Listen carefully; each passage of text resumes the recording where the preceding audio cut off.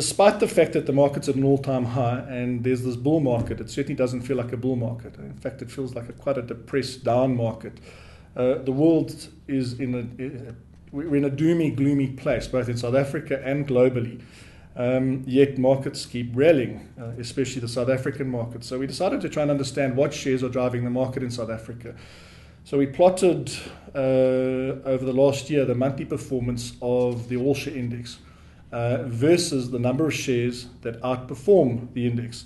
Now the index has got about 160 stocks in it, and over time you expect half the stocks to outperform an index and half to underperform an index. That's what an index is there for. And there's been a fascinating trend.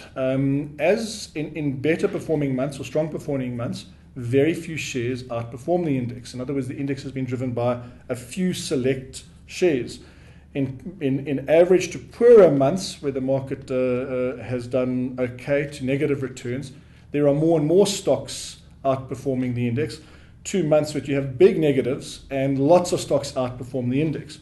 So what this tells us is this bull market has actually been driven by by a small minority of stocks, not a lot of stocks. Those shares, to our mind, are typically large caps. They're typically expensive.